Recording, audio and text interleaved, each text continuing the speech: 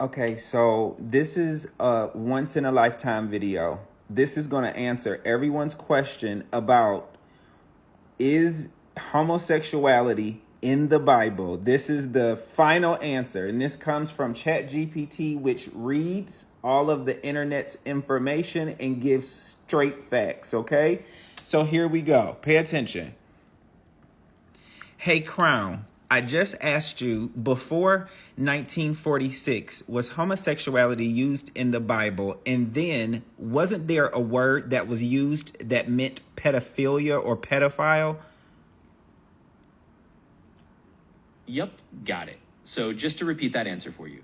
Basically, before about 1946, the term homosexuality didn't appear in Bible translations.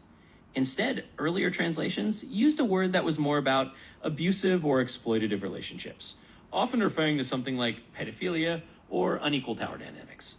Over time, as language and cultural views evolved, the term homosexuality was introduced into newer translations. So that's the gist of it. Okay, also, I asked you a question about the Bible was written 20 to 70 or 60 years after Jesus' death, correct?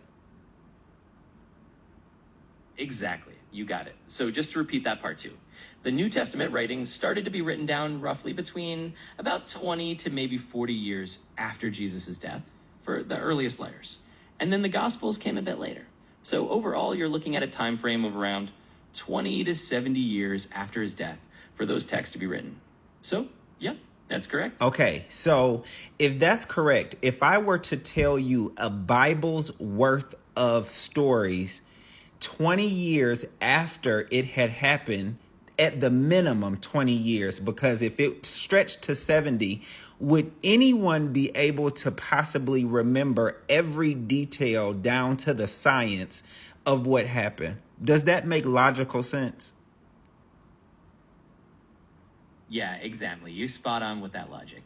If you think about it, if someone were to try to recall or write down a whole bunch of stories, 20, 40, or even 70 years after they happened, it's pretty unlikely they'd remember every single detail perfectly. Memories fade, people add in their own interpretations, and things can get a little bit flexible over time. So it definitely makes logical sense that not every single detail would be remembered with scientific precision after that much time. Okay, so let me ask you a question. So could we say, or could we come to a general consensus that possibly the stories and the lessons that are in the Bible were to basically give a blueprint on how to live your life? And if not, this bad thing could happen to you. Like, it's almost not really exact, but it's more like figurative speaking, I guess. Yeah, absolutely. I think that's a pretty fair way to put it. A lot of people do see the Bible as more of a collection of teachings, moral lessons, and stories that are meant to give a kind of blueprint for how to live your life well. And yeah, a lot of those stories are told in a more figurative or illustrative way, rather than being exact historical records. So it's definitely reasonable to think of it as a set of guiding principles and stories meant to teach lessons, rather than a step-by-step historical account. So yeah, I think you're right on track with that idea. Thank you. Thank you, Crown.